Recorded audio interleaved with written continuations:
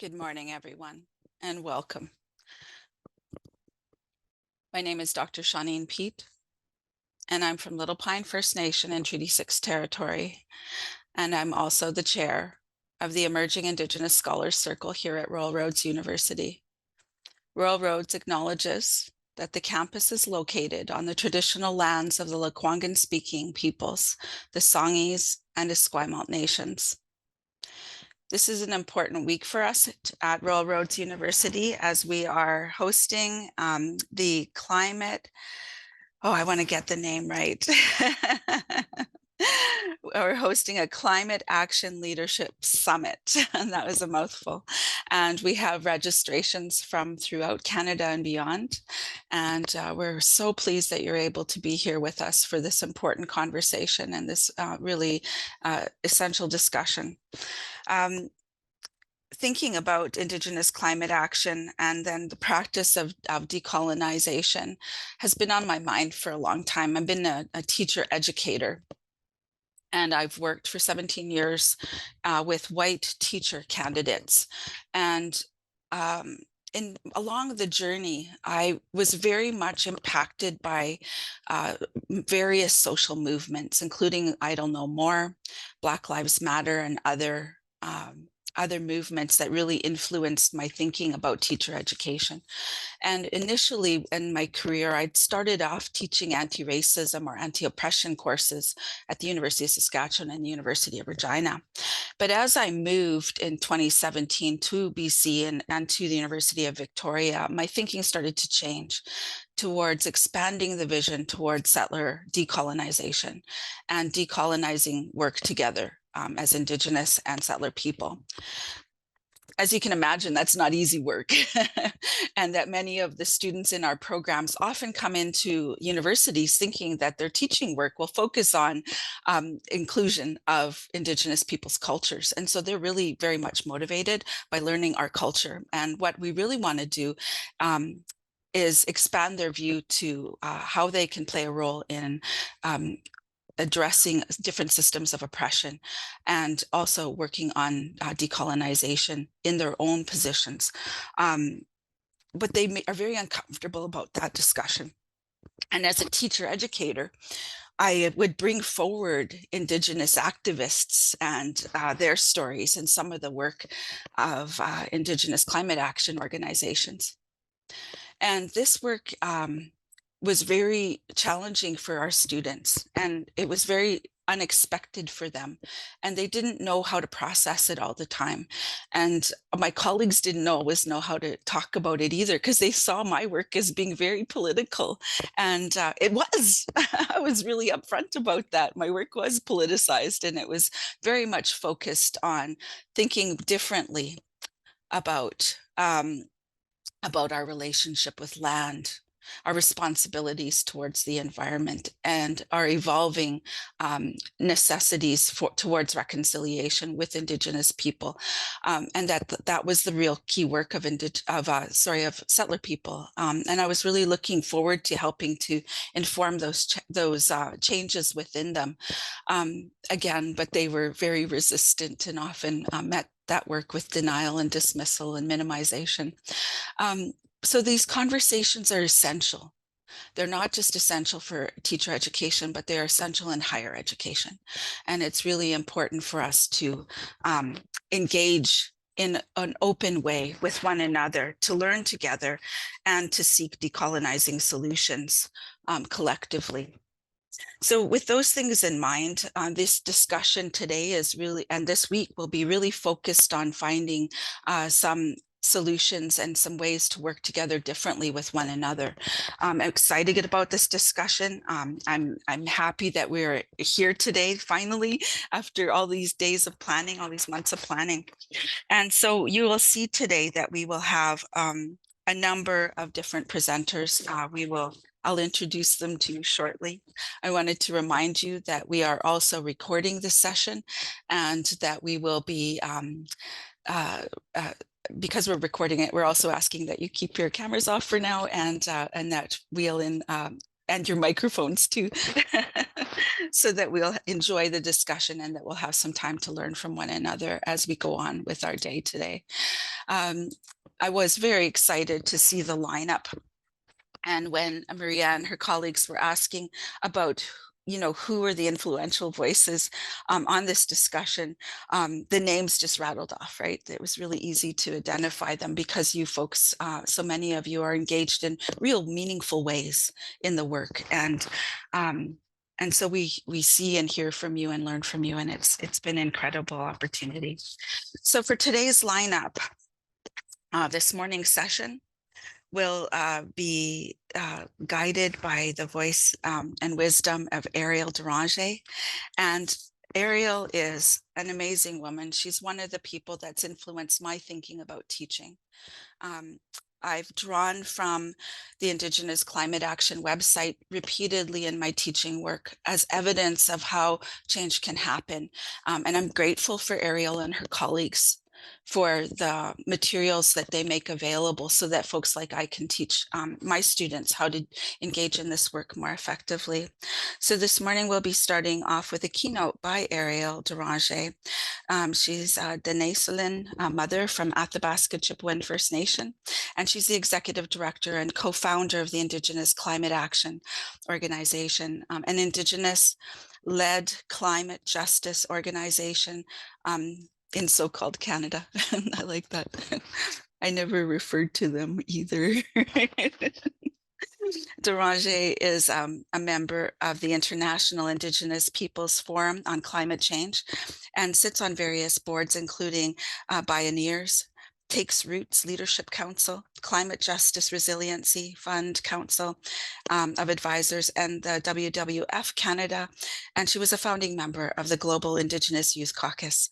Deranger's work focuses on Indigenous rights and building intersectional dialogues between Indigenous rights, climate justice, and other social justice movements. And she's recognized for her roles as the spokespersons for her community, ACFN, and the International Indigenous Tar Sands Campaign, and developing the Tar Sands Healing Walk. With that, I'm going to turn it over to Eriel and invite you to share with us your insights. Masicho, thank you so much. So iklanete, tenesotlaneta, Eriel Tchekwie Deranger Betzini Hasli. So thank you so much for inviting me to this incredible conversation with an incredible lineup of speakers and panelists after this keynote to sort of help ground us in this discussion today. I do have slides, so bear with me. I also have some audio that will be a part of my slide deck, but I'm very, very excited to be here. And as was part of my introduction, I'm a Dene woman. I'm a member of the Athabasca Chipewyan First Nation, which is located in Treaty H territories. But I'm actually joining you all today from the United Arab Emirates in Dubai, where I'm attending the COP28 United Nations Forum Convention on Climate Change annual conference. So it's a late in the night for me, had a bit of a late, weird day, but I'm very excited to be here today. I really like to start grounding this conversation in kind of like who I am and where I come from. And I really like this photo because it kind of really embodies who I am. This is a photo of a pair of moccasins that were actually my grandfather's, but I'm wearing them on the red earth and soil of Australia in the Northern Territory, where I visited communities that were dealing with their lands being leased out for fracking. And it was a really incredible trip and journey for me. And I got to bring my entire family with me on this trip. And I didn't just get to bring my family that was alive, but I got to bring a part of my past by wearing the moccasins of my grandfather. And as I stated, I come from the Athabasca Chipewyan First Nation, which is a Treaty H territory nation. And I was really, really privileged as a child to be able to grow up on the land up in northern Saskatchewan. So while my nation resides in so-called Alberta, I grew up in northern Saskatchewan near Carswell Lake and and uranium city. And as a child, as my family lived in the bush. My dad was a bushman, but my family was living in our traditional lands and territories until the year that I was born, and our family was forcibly removed off of our land for uranium mining, exploration, and development. And we were removed by armed security from the El Dorado uranium mining company so that they could access our lands and territories. And the Treaty 8 territories of northern Alberta and Saskatchewan have been ravaged for uranium, for oil and gas under the Alberta tar sands, which is the largest industrial project on planet Earth. They have been destroyed by mega hydro through BC hydro projects and are currently under threat again from hydro from Site C Dam. And to the north of us, we have diamond mining and mineral mining that is also threatening our lands and territories. And we live in a UNESCO World Heritage Site. And the context of this is that this is the really, really normal history for Indigenous peoples. Our lands and territories are constantly under threat, and yet these places are the places that embody our culture, our identities, and who we are. The word Dene, when you break it down into its core meanings, means to flow from the earth. We are one and the same with the lands in which we come from. Our lands and traditional territory where I come from in Fort Chipewyan is known as Kaitale Denesotlane, which means people of the willow, people of the land. We are one and the same, and we are inseparable. But again, the story of Indigenous peoples and who we are, and my story, is actually not that unique. We Indigenous peoples represent about 5% of the global population, or just under 500 million people worldwide, representing over 5,000 distinct groups with their own languages, their own governance, their own cultures, their own stories of origins and understandings of who they are and relationships to the places where they come from. And we occupy and use between 22 to 64%. And I know that's a big, huge difference in variance, but it just depends on who you ask. But this is how much of the land that we occupy on this planet. And we do this because this is how much land that is necessary for us to enact and be who we are as Indigenous peoples.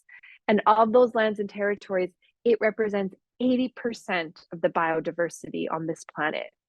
And while we represent only 5% of the population, we manage and house and protect 80% of the biodiversity. And this is really, really important when we talk about climate justice and decolonization. In addition to this last fact that I always put in here is about 85% of the world's protected and conservation areas are either within or adjacent to Indigenous lands and territories. This is not an accident. Again, I stated earlier, UNESCO World Heritage Site is where my people come from. This is not an accident. We advocated and we fought for the protection of our lands and territories since colonization. In the history of where I come from in so-called Canada, we live under this sort of, Canadiana dream that the land here was agreed upon and we were not like the rest of the world, and we had these beautiful treaties where we shook hands and we all agreed to share the land. And I just kind of say, I don't know if I can swear, but I kind of just want to call bullshit on that. Because the reality is like when you look at what has happened since the signing of treaties, you can see that the country was sort of broken up and fractured into these treaty areas. I come from Treaty 8, which is the largest contiguous treaty territory in the country. But when you look at this map, the yellow territories on this map have not been treated. And this is a violation of one of the very first treaties they signed, which is the Royal Proclamation, which was signed in 1762, which said that no land would be taken up without treaties. Yet here we are in 2023, and there are still vast tracts of this so-called country that have not been treated, where our governments are still just taking those resources, extracting the lands and territories, and having full control and governance. So much so that when you actually look and you break down where do Indigenous peoples have control of their own lands and territories, it actually only represents 0.2% of the lands and territories which we have full governance of, and these are our reserves. That is it. The other 99.8 is crown land. And this stat came from the late Arthur Manuel, who did a lot of research and studies to look at how Canada has eroded our rights to sovereignty and self-determination through the exploitation of our lands and territories for the benefit of the colonial state. The reality is Canada is built off of stolen land. And we are seeing this type of these type of colonial activities continue right now. I'm in the UAE and only 2,500 kilometers away from me right now, we are seeing the state of Israel enact this type of colonial genocide on the Palestinian people. It is absolutely abhorrible that this is still happening in 2023, that we can still sanction the violence and the killing of Indigenous populations for the benefit of colonial states. Colonialism is the cause of climate change. As I come to this conference as well, we have to understand that the ways in which our lands and territories have been taken from Indigenous peoples has led to the crisis that we are in. And when we are here now, like when I'm here now, a lot of the conversations are about, oh, we've got to reduce the emissions, we've got to figure out a way to like sequester the carbon out of the atmosphere. But the reality is we are out of balance. We are out of balance with ourselves. We are out of balance with Mother Earth.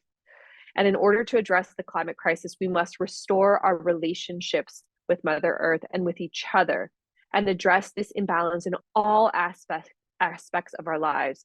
If we simply reduce the climate crisis to one where we're trying to measure the GHGs and reduce them in charts and use a mathematical equation, we are never going to get it right. And what's really, really stunning when you start to look at the power of Indigenous peoples, you start to see that our lands and territories are not just simply some sort of anecdotal 80% biodiversity, but they actually are sequestering naturally through our relationships and lived experiences for stewarding and conserving our lands and territories using our ancestral wisdom. We are already sequestering and containing 312 billion tons of carbon. But this isn't just about carbon sinks. This is about the fact that these lands and territories have existed in our hands since time immemorial. These are not provinces, these are not treaty territories. These are the lands of the Dene-Sotlene, of the Soto, of the Algonquin, of the Haudenosaunee, of the Mi'kmaq, the Maliseet, the Blackfoot, the Assiniboine, and of course, behind every tree, there's a Cree. And the Cree nations that exist all across the regions, and the Haida, and the so on and the so forth. And we cannot forget and think of these lands and territories under a colonial framework. Part of this work is beginning to recognize that this country, so-called Canada, and all of these nations have been appropriated and given colonial names that are a part of the erasure of our identities and who we are and where we come from. Again, very similar to what Israel is currently trying to do to Palestine and Gaza. And then you look at, what do they do with these lands and territories? Once they've occupied them and they've taken them, what are they doing with them? When you look at this map, you start to see the anthropogenic footprint of this country, and you start to see what is actually happening. They are industrializing our lands and territories to create energy systems that are exacerbating the climate crisis by creating massive GHG emissions.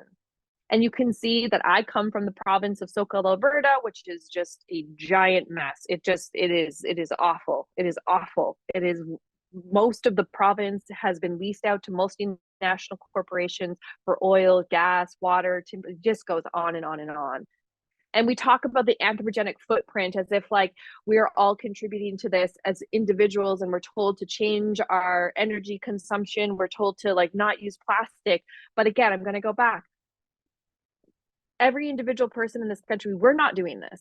We're not doing this. This is the industrialization where we're selling these resources off to the international markets. It is not just individual humans. This is colonization at its best. This is colonial greed and the industrialization that is causing this, that is destroying these rich carbon sinks that our people have protected and conserved since time immemorial. We often think a lot of like protecting the environment and the forest. We say, oh, we got to protect the Amazon, as if like that is the only place on the earth that sequesters these massive amounts of carbon.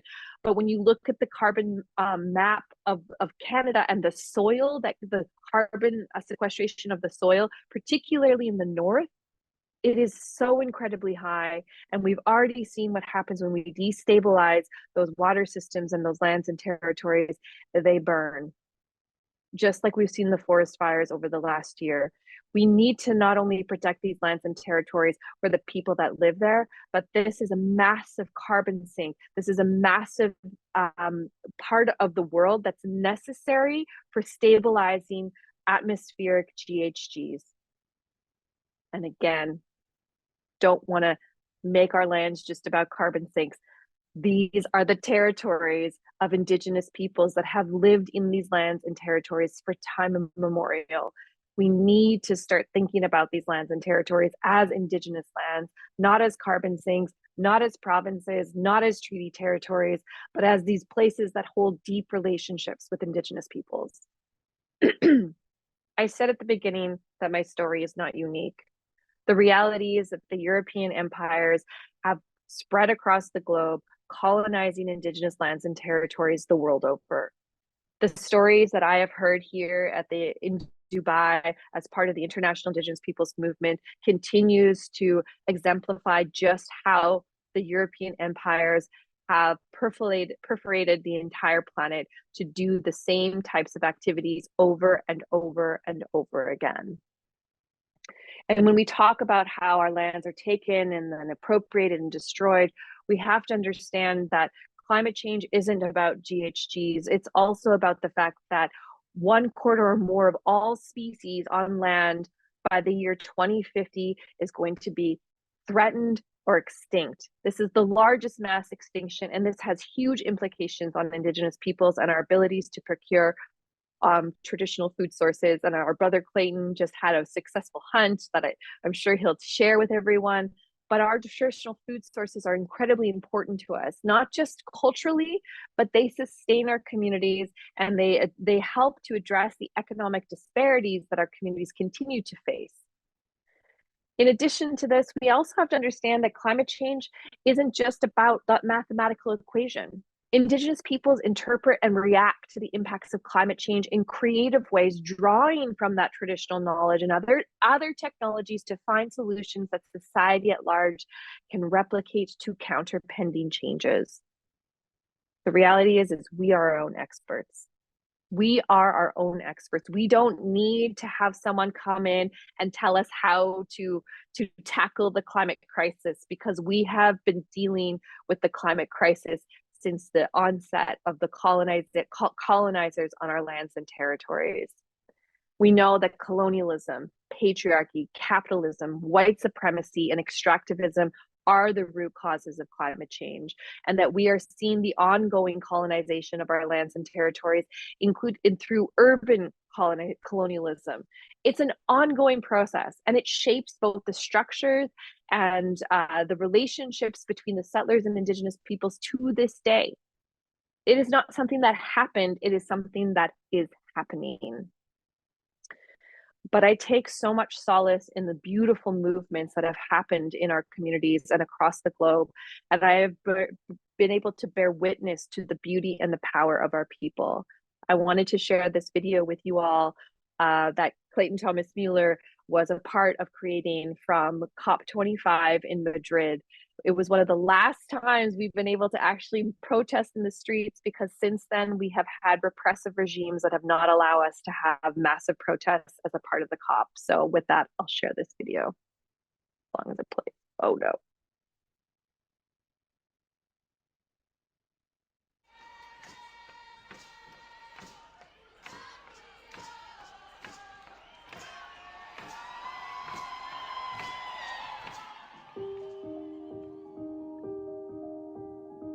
We are one with the earth, with the sky, with the sea, with the sun. We are one.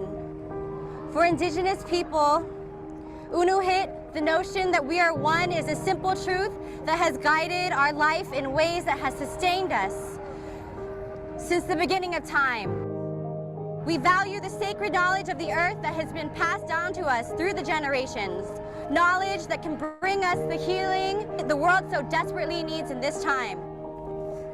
As we face the most critical challenge of our time, climate change, we urge all peoples to shift their relationships with the earth and with each other. As Indigenous youth, we are in the front lines of climate change, and we are also in the front lines of fighting it. Indigenous rights are imperative to climate justice because climate change is the result of colonialism. My ancestors were the original climate activists, beginning at first contact with our resistance to the desecration of our sacred lands and sacred waters. For hundreds of years since colonization, we have been saying that this way, this colonial way of relating to our lands from a point of extraction, from a point of taking without reciprocity, without giving back, is flawed, and it will drive us to destruction. And now we are on the precipice of global collapse. We as Indigenous youth are calling on global leaders to do better. We've sacrificed everything for our lands. We've fought, we have died, we have had our children taken away from our homes because of these lands.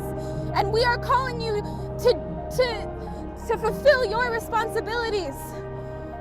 Because it's not just about protecting our livelihoods, it's about the livelihoods of your children and your future generations, and our ability to live on this sacred land.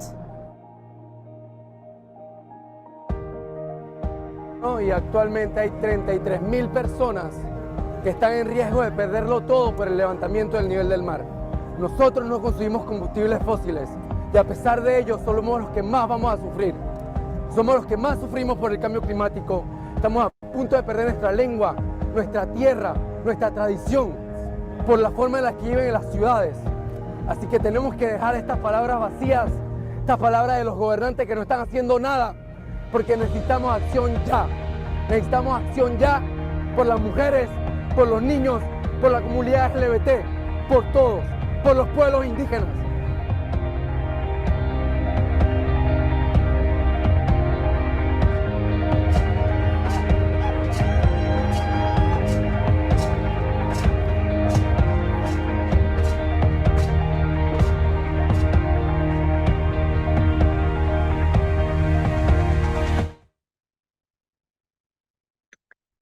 That video always gives me all the feels. I honestly have seen it so many times, and every single time I'm just like, whew. The reason I like to show that video is that sometimes people ask why. Why do we come to these spaces? And there's a lot of passion and a lot of power. There's a lot of anger. There's a lot of hurt. And there's a lot of strength in that video. And it also is depicting a lot of voices on the streets of the protests, because as Indigenous peoples, we actually don't have a seat at the table in these big United Nations conferences and negotiations on how to address climate change, just like we don't have a seat at the table back home when we're creating climate policy, when we're looking at how do we create legislation and ways in which our people can be empowered to enact our own rights, our own ways of being, our own knowledge systems and value systems to guide the solutions. And you can see historically from COP15 in Copenhagen, where that was one of the first times Clayton and I got to go and be in the streets together. It was in the streets. It was in the streets. It was in the hallways. To COP Paris, where we fought alongside civil society to have human rights and Indigenous rights upheld, which we started in Copenhagen only 2 years after the passing of the UN Declaration on the Rights of Indigenous Peoples, where they had no idea what that meant. They had no idea what that meant. And we fought. And then in 2015, we were able to have that recognized in the Paris Accord. And then we fought in Madrid to ensure that the implementation and the acceptance of all the articles of the Paris Agreement were not weakened by states that only wanted to look at this as a trade agreement, and that we upheld elements of human and Indigenous rights so that we could hold these states accountable so they could not continue to enact systems of colonialism and genocidal policies that removed us from our land, that took away our power to govern our lands and territories. And we've continued to show up every year to demand that our rights be respected. But again, in the hallways, in the streets, and not at the table. And this is really, really offensive, because when you look at the United Nations Declaration on the Rights of Indigenous Peoples, which was signed in 2007, it says that we have a right to participate in decision-making in all matters that would affect our rights through representatives chosen by ourselves in accordance with our own procedures, as well as to maintain and develop our own Indigenous decision-making institutions.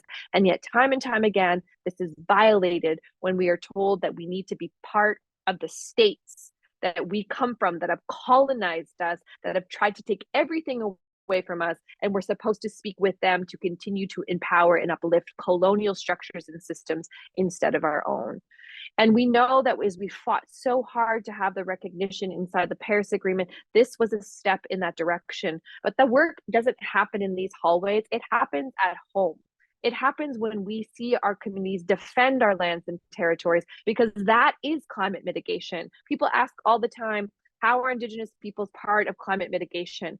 Indigenous land defense, when we stop projects, when we put our bodies on the line, when we fight in the review processes, when we fight in the halls of the parliament or the state halls of Congress, we are fighting to stop emissions from being created and emitted. This is climate mitigation.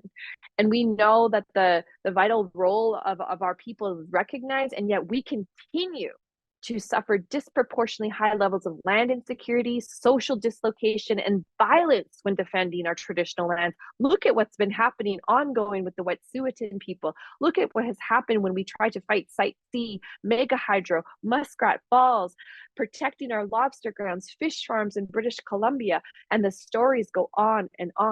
And we continue to represent 15% of the poorest people while they extract billions of dollars of resources from our lands and territories.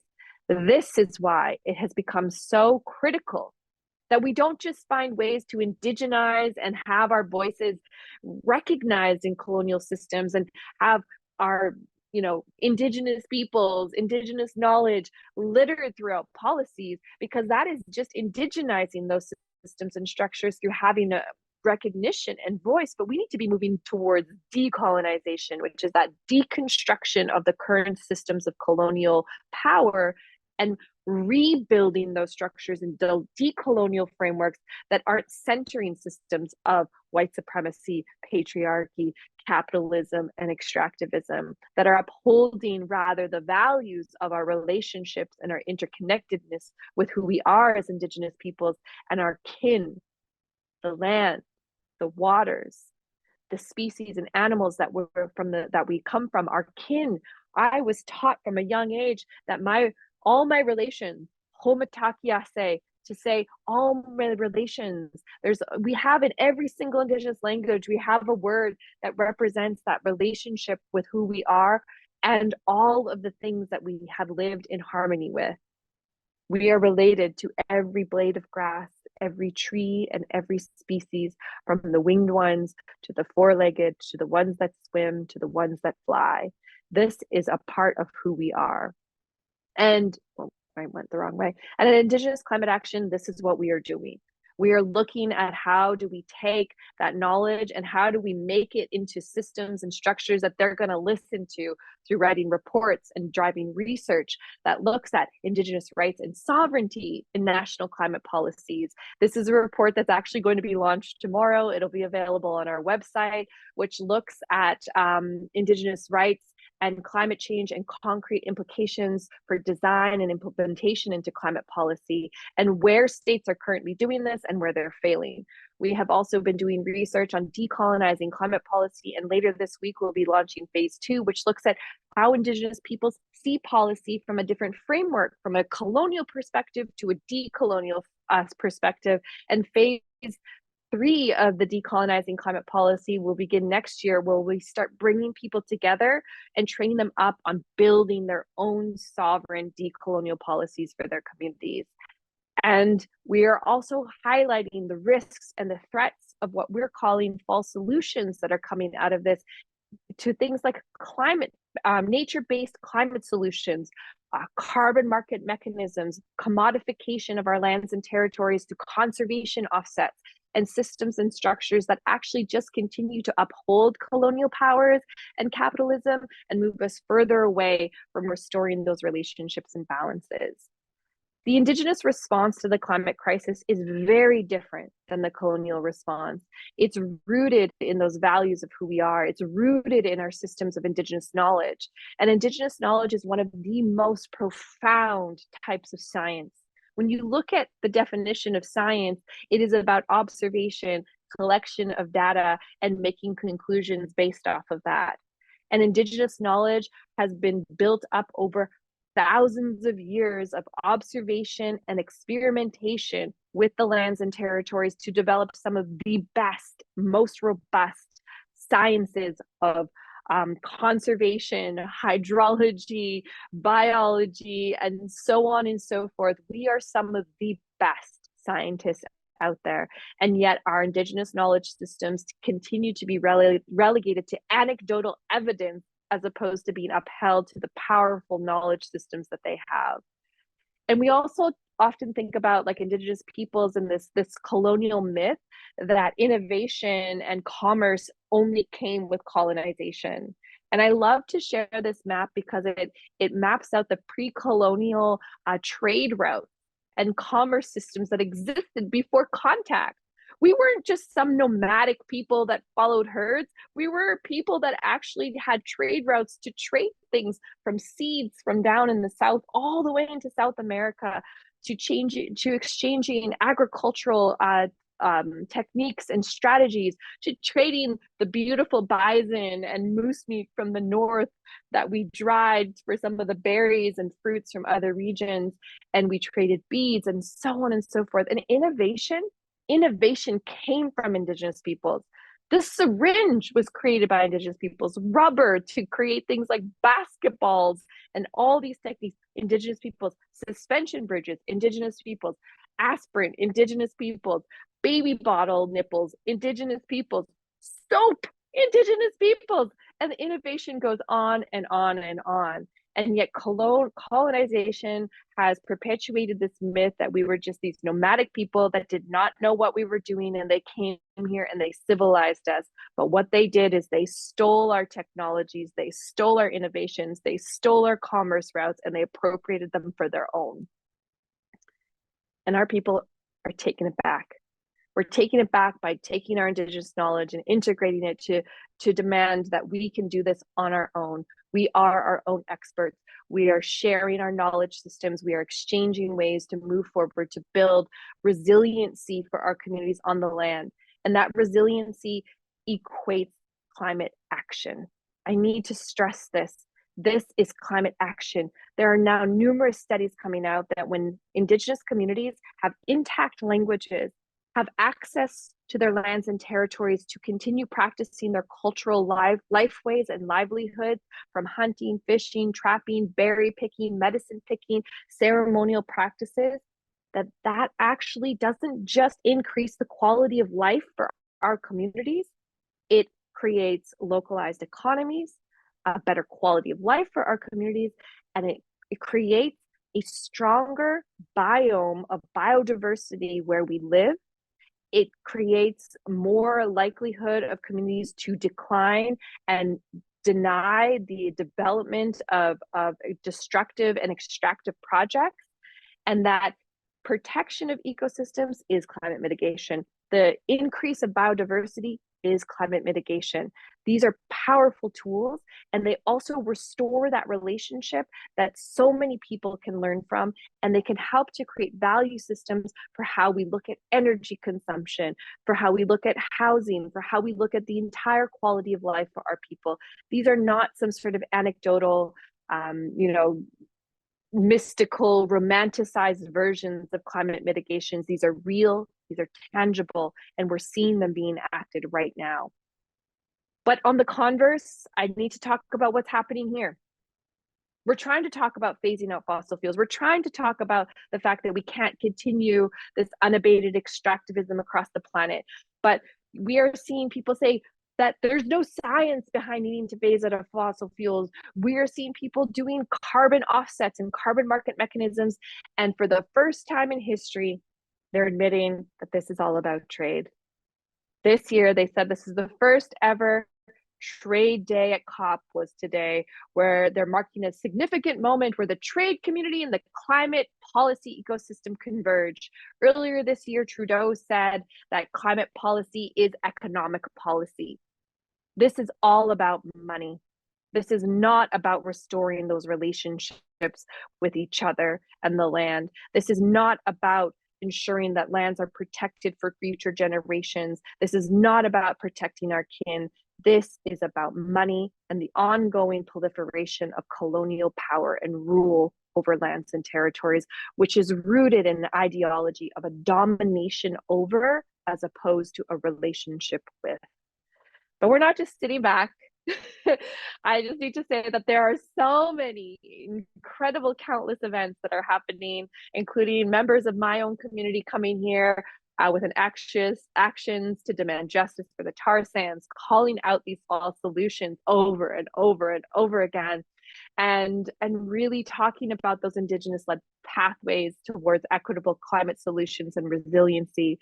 And then one of really beautiful thing is even in these spaces so far away, we're continuing to bring that ceremony and bringing these moments to connect us to where we are through those water systems, through those lands, and ensuring that all of this is rooted in those cultures and identities of who we are as Indigenous peoples.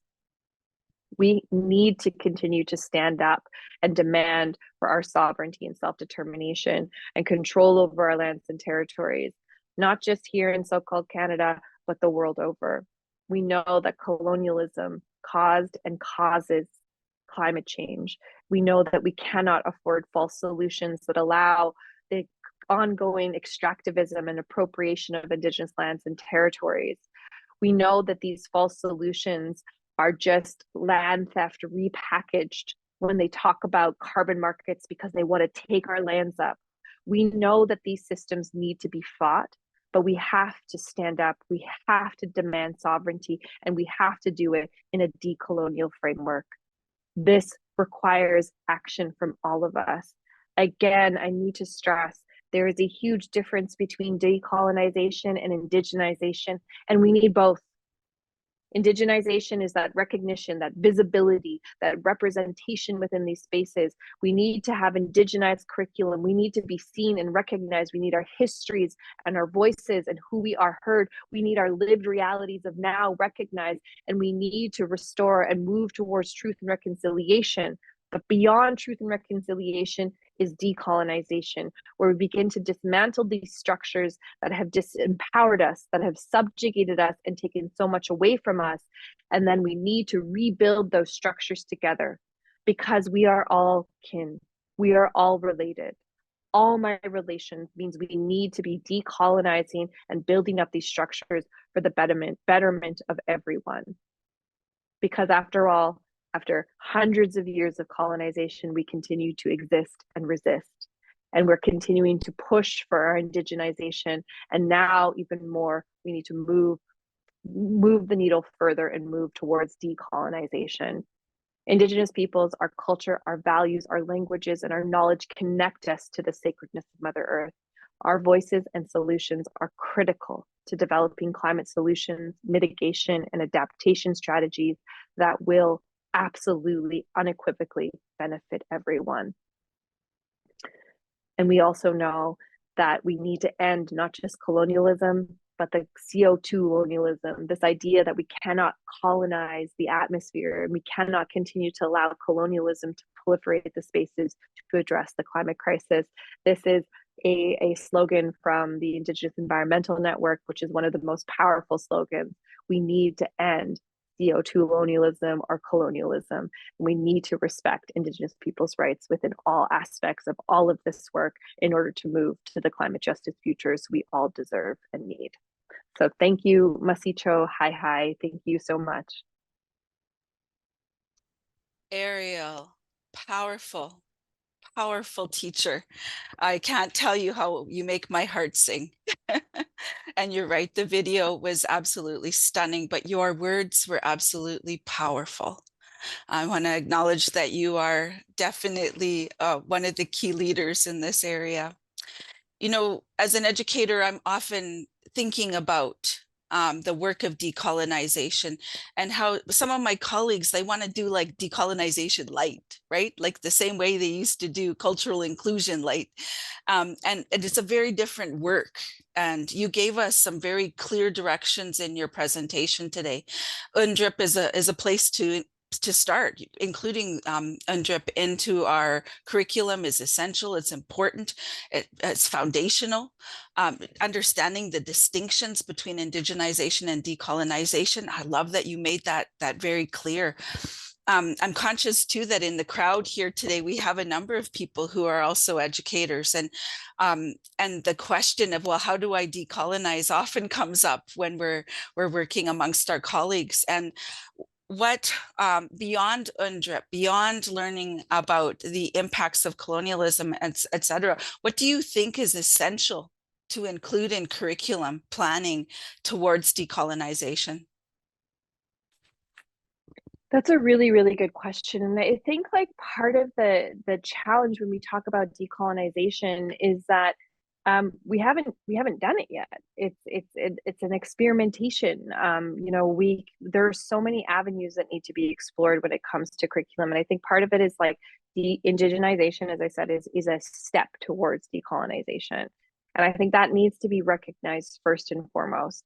Like we can't talk about, oh, we're going to have a course on decolonization if we're saying we're doing it in English and in a colonial classroom, in a colonial institution.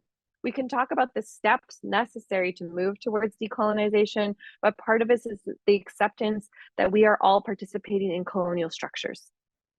And we need to start imagining and creating that space for imagination that isn't about how do we maintain the colonial systems and structures as they exist now, because a lot of what we work on is like, how can we include Indigenous peoples into the university? How can we include more Indigenous voices into the university?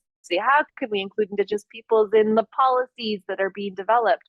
But even the UNDRIP bills that are being passed in Canada, what's really interesting is like part of it states that we're passing UNDRIP, but all Canadian law like takes precedent. Like we will kind of like we will begin UNDRIP with the existing structures, because we're not going to actually do anything about the existing structures, which we all know Canada's colonial systems was the model for apartheid in South Africa.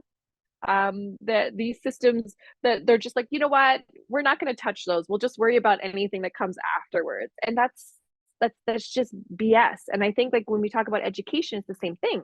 Like we can't talk about decolonization if we don't talk about dismantling the systems of education as they exist now and rebuilding them up together collectively. And we see pockets of this, and you know, we're seeing Indigenous teachers and instructors and professors being given the ability to do that, to create their own education systems and programs. But again, it's within colonial institutions. We need more Indigenous run institutions that are built from our own systems and structures that allow those more iterative Indigenous practices of oral history and storytelling to be a big part of that. Because one of the things that I have found really interesting over my time in this work is that there's new studies being also done to talk about how storytelling actually creates different neural pathways in your brain that allow you to retain information at a better rate than when you read it. And we wonder why our intergenerational knowledge systems have been able to be sustained. And it's because our ceremonies and our practices were rooted in storytelling and deep listening. But what we learn in colonial institutions is to try to consume as much information so that you can have power and power over others. And Indigenous understandings of education are about building the collective knowledge systems, or the baskets of our communities, for the betterment of everyone, not individuals. And I think this is one of the big, huge difference that I see between colonial education systems and Indigenous education systems, is that our knowledge systems are built off of collective Indigenous knowledge.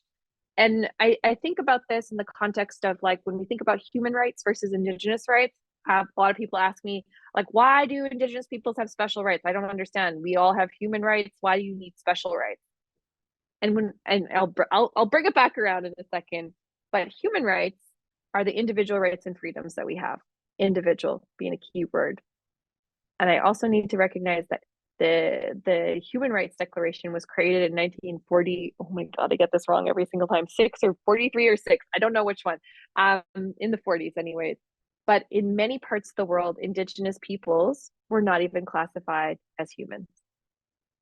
In the 1940s, there were Indigenous populations that were still being hunted and classified as part of the flora and fauna in Australia, in Africa, in many parts of the world.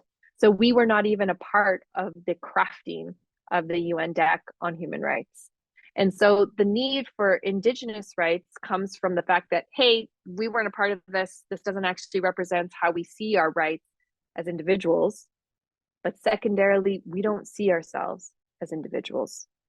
We see ourselves as collective, and also not just collective with each other, collective with the places where we live, the lands, and all of our relations. And so the education system doesn't embody that. It embodies still within it this individual accumulation of notoriety from the levels of accreditation that we have. It is not based on collective and cooperative elevation of community well-being. And that is a very hard thing to address within the colonial education systems. And moving towards decolonization is naming that, recognizing that, and actively working to undo that. Love it. Love it. Thank you so much for your response, Eriel. I'm going to ask Maria, are there some questions in the chat or in the Q&A? We do have a question in the chat for you, Eriel. Thank you. This is from Melina. Thank you for your powerful words. Could you comment on the overall demographics you notice at COP? And do you feel as though spaces are being created for diverse voices? I mean, it's a weird question. So first off, this COP is the largest registered, like the largest number of participants ever. There are over 109,000 registered participants for this COP, making it the biggest. I think the biggest one before this was like 50 or 60,000. So we're talking like almost double what was once the largest COP. They were saying it was going to be the largest when they were projecting numbers to be between 78 and 80,000. So it's quite wild. And diversity of diverse voices, I mean, it's diverse as far as like people, but the numbers of like the participants and the demographics start to come out like by next week. So I don't really know, but from visually what I see here is I do know that this is the largest delegation of Indigenous participants at COP as well. I think there are close to 500 registered Indigenous peoples, like as part of civil society. And then there are other Indigenous peoples that come with states. There is quite a large delegation or representation of civil society groups that are also quite diverse. But this COP is very different than other ones because we're not arguing like the text of an agreement for the world. What we are arguing, like I said in my slide, is the solutions frameworks. Like, how are we going to calculate carbon? How are we going to actually reduce carbon? And we're putting forward techno fixes and solutions that are rooted in structures to continue to uphold colonization. And so civil society is trying to really fight that. And the diversity of those voices is quite large. And we won't really know what that looks like until about next week when they start to actually release numbers on like the demographics of the different civil society groups. Thank you, Eriel. Well, I'm checking through the chat and folks are saying this is inspiring, it's educative, it's informative, it's powerful. Your contributions so far this morning are definitely got us alive inside and have us thinking a little bit about our own responsibilities and our relationships with one another, with the land, and on a large scale as well. Folks, I think just checking the time here, I think it's just about time for us to take a little bit of a break. We're going to be regrouping in a few minutes for the storytelling circle, so stay tuned. We will be back at, I'm just checking the time now, it's 10:55. We're going to take about a 3-minute break and we'll see you back here shortly. And we look forward to ongoing conversations this morning. Thank you. We'll see you soon.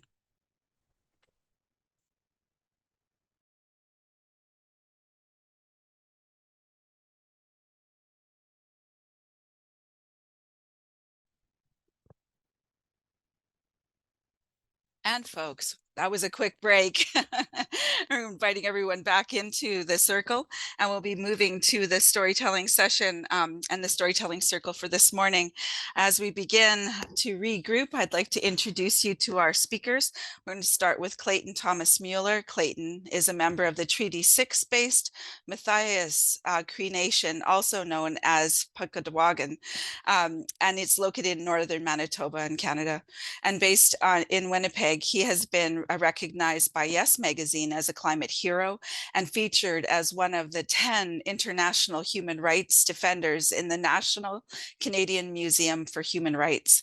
He has campaigned across Canada, Alaska, and the lower 48 states, organizing in hundreds of First Nations, Alaska Native, and Native American communities to support Indigenous people to defend their territories against the encroachment of the fossil fuel industry, with a special focus on stopping the expansion of the Canadian tar sands and its associated pipelines.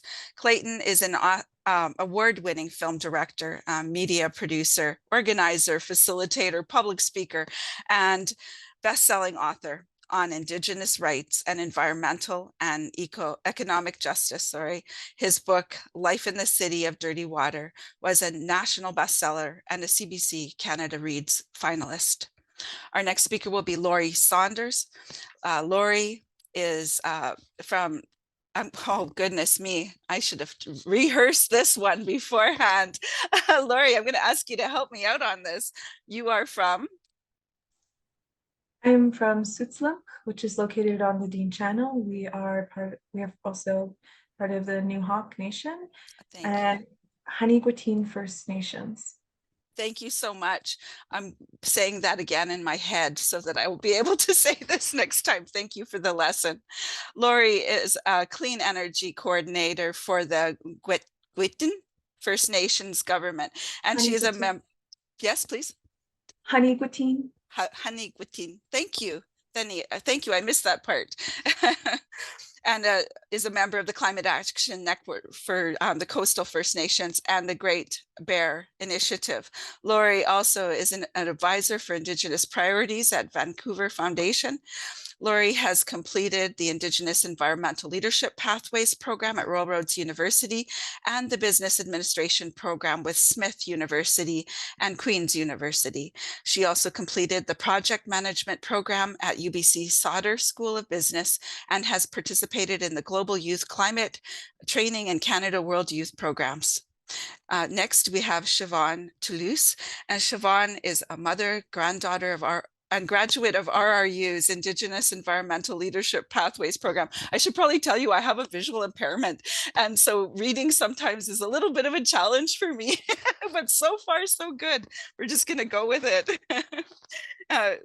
Chevaun is a full-time biology and Indigenous environmental science student at Trent University, and from an early age, Toulouse has been out on the land observing all creatures and is keen on staying in her community upon graduation. Chevaun plans on bringing her learned knowledge back into her community and all of Ontario to conserve, protect, and educate others on land and water stewardship. Chevaun works for the Magnatawan First Nation Lands, Resources, and Environment Department as the Land Species at Risk Field Technician and Cultural Coordinator, and recently held the position of researcher for the incredible TV series release called Great Lakes Untamed. Bringing an Indigenous scientific perspective to this project was important to her, while also highlighting the current environmental struggles our Great Lakes face. So our presenters will be sitting on the storytelling circle this morning. We want to welcome you and thank you for joining us today.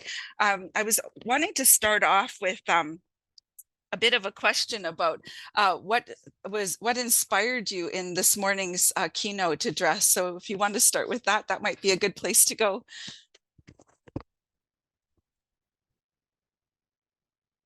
Lori, do you want to start us off?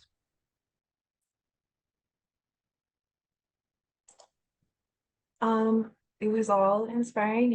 This is my first time hearing Eriel speak, and it was amazing. She addressed a lot of the issues that we are facing as a people and nations, but also issues that smaller communities are facing as well. And that really speaks to me. Thank you. How about you, Chevaun? I saw you nodding your head. Oh, I'm just agreeing with Lori. Yeah, this is my first time hearing Eriel speak, and yeah, it was very inspirational, informative. I feel like it covered everything I wrote down for my questions, but I'll still answer somehow. Thank you so much. How about you, Clayton? How's it going? Hey, doing really good. I'm super really humbled and honored to share this panel, this conversation with you all. Definitely want to send a big greeting to everybody who's logged in for today's presentation. I'm always super inspired by Eriel. You know, Eriel and I are dear friends and colleagues, comrades, if you will, in the movement. We have been for many decades now. And I'm really excited, you know, about her team, you know, and the work that they're doing at the big trade symposium that's happening in Dubai on our Earth's atmospheric carbon cycling capacity by big oil and climate profiteers. I think that, you know, I've heard a lot of the stuff she shared before, but a couple of the points that I took note of, you know, when we talk about the immense cultural diversity that Indigenous peoples represent, as far as, you know, languages that are spoke on the planet, you know, it's like around 86%. It's very in line with the area of biodiversity that we defend as land defenders, water protectors, and the sacred places where Creator put us. And it's really an interesting fact about just how magical and sacred our languages are, because, you know, linguists refer to our languages as polyamorphic or non-written languages, right? And so, you know, these languages have been developed over millennia through, you know, love and care, you know, a little bit of TLC, if you will, of Indigenous peoples towards the land and all of our relatives within our biosphere.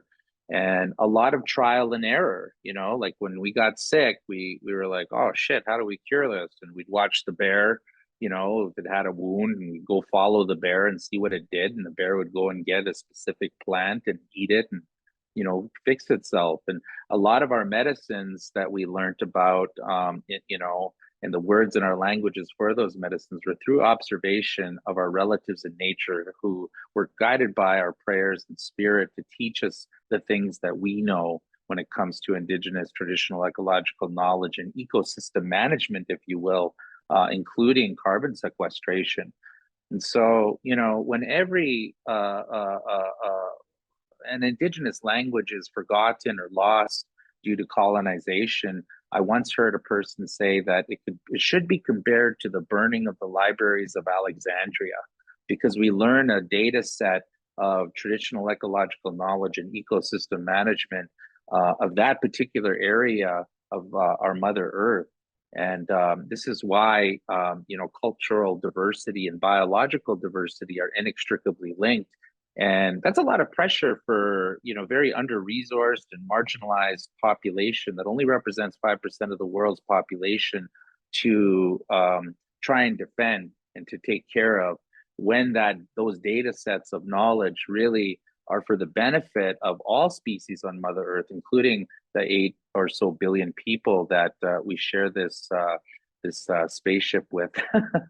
The other thing that I would say is, you know, I really raise my hands to what Eriel has said about, you know, that the story of colonization is not over.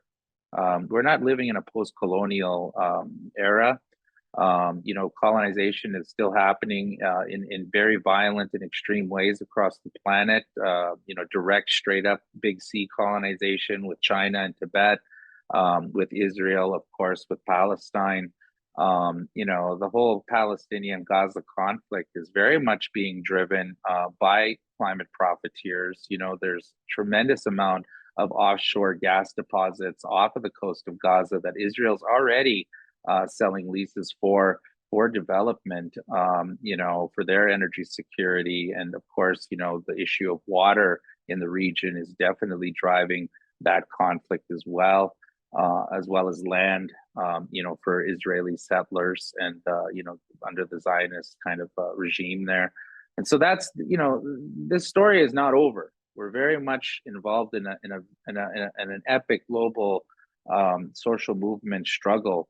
And, you know, when we talk about climate change, we have to talk about colonization and, you know, and I'll get to it later on here in the panel, but I think Eriel hit the nail right on the head that, you know, we're very much still in the midst of this. And, you know, and part of what we have to do to deal with this current situation is invest in building the largest social movement ever in the history of the human species. Thank you so much, Clayton. You know, your comments have me wondering for Laurie and Chevaun, how is this discussion of colonialism and then decolonization really shaping your own thinking towards action?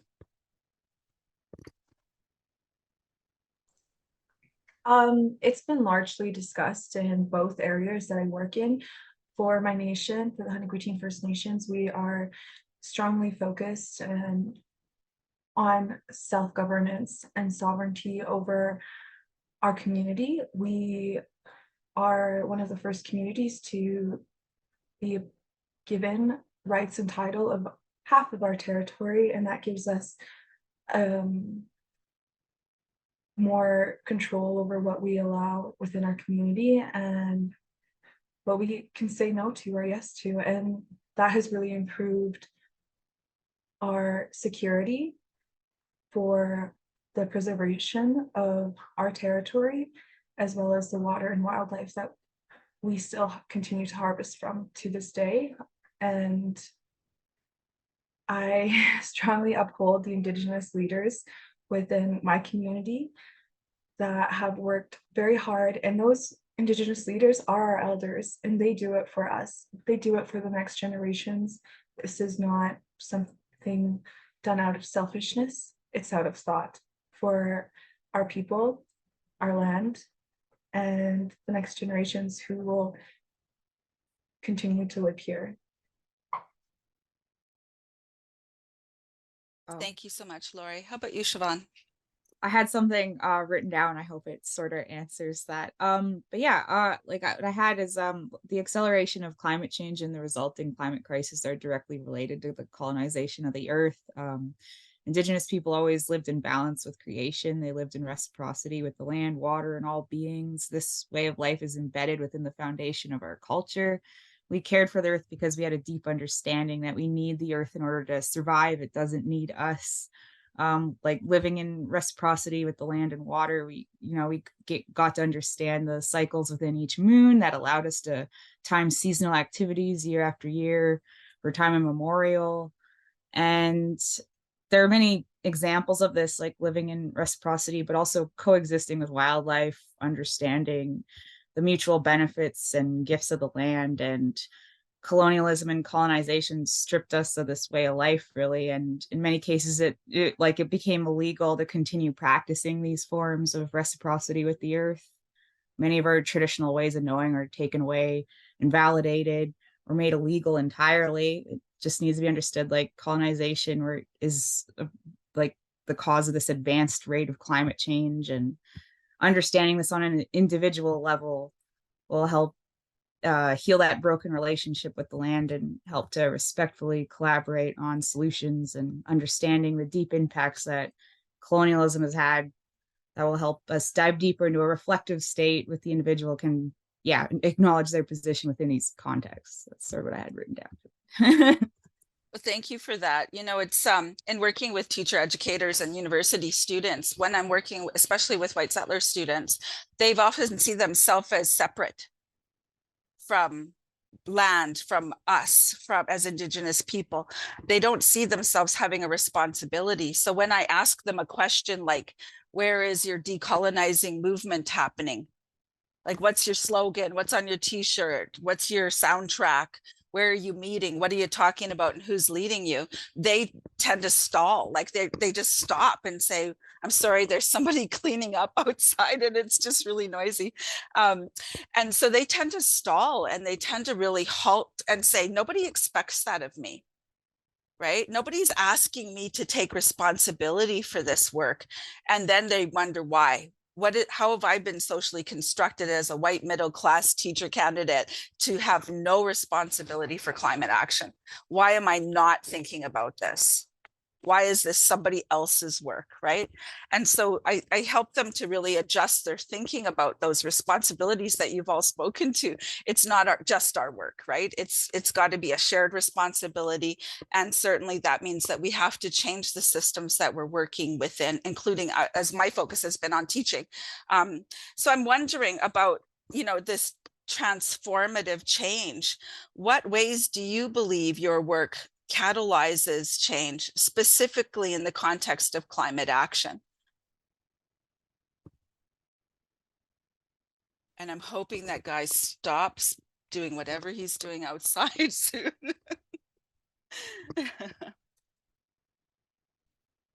Am I to go first? Sure, you can, Lori. If you want to jump in, that'd be awesome. That'd be fantastic.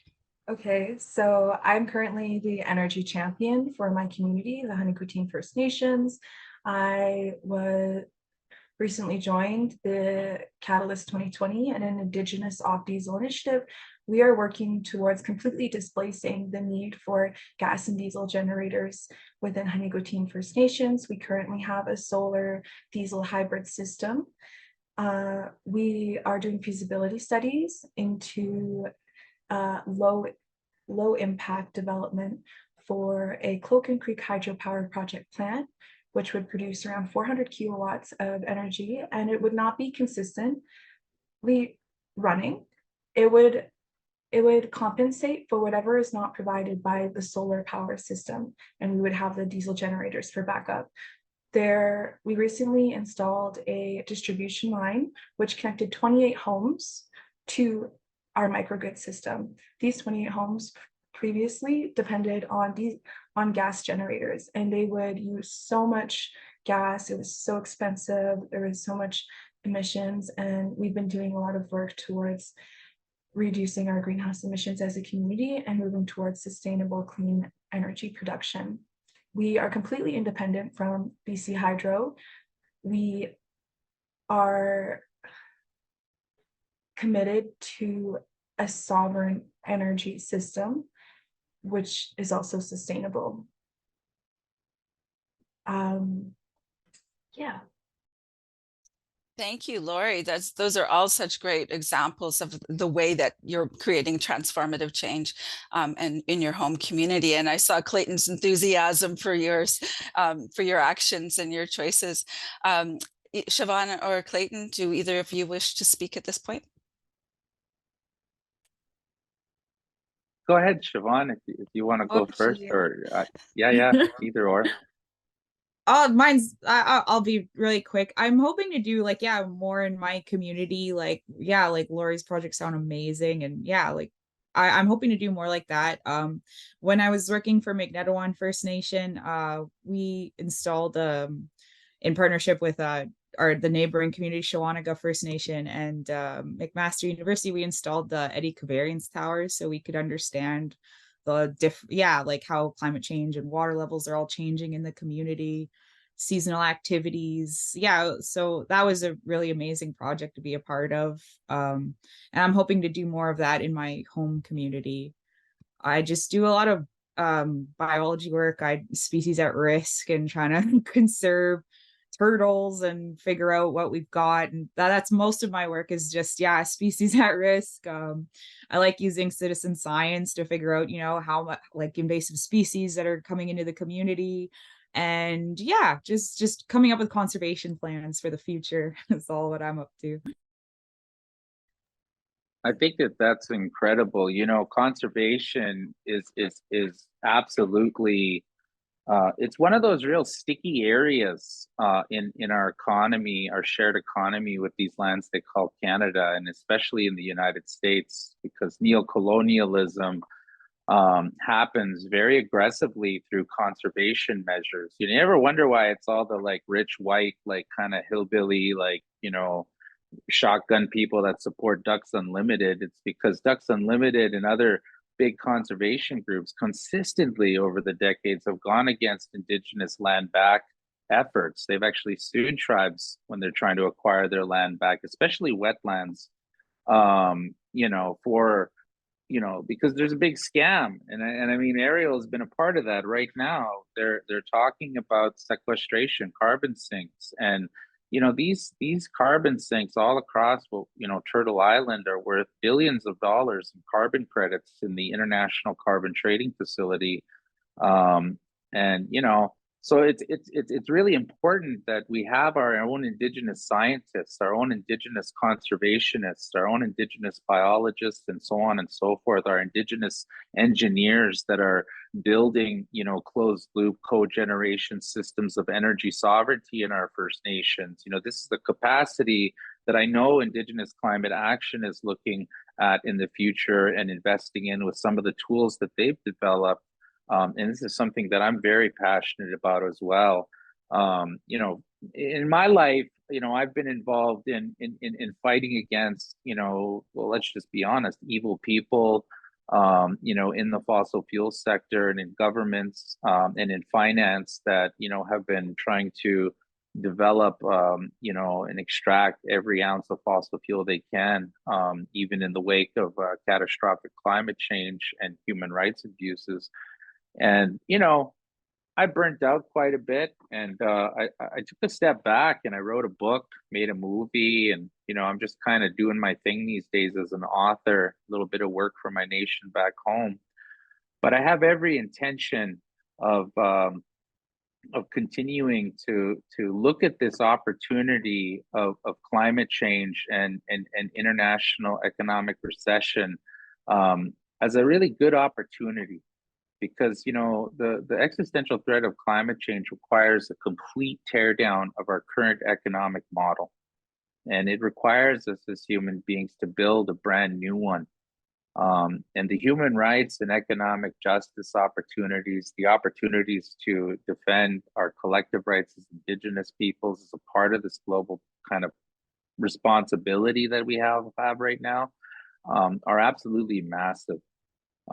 But, you know, Eriel and myself, many of us, you know, have dedicated our lives to building the biggest social movement in history, of which is required, you know, to target decision makers, you know, to put pressure on those people that would continue to expand the fossil fuel regime in the wake of climate change, in the wake of the loss of biodiversity and languages. And, you know, I think when we talk about transformation, you know, Indigenous peoples have been very patient and very caring to, you know, all of our brothers and sisters across Mother Earth. You know, we have consistently been here to share, you know, our knowledge of how to take care of the land and our relatives, you know, the species we share the biosphere with, you know, even in the wake of our world ending. You know, people talk about we're running out of time. Well, Indigenous peoples ran out of time a long time ago. You know, our world literally came to an end.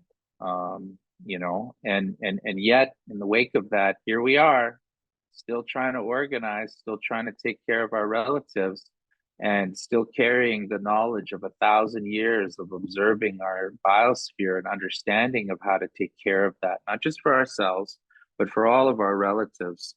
That we share that biosphere with, the ones that cannot speak for themselves.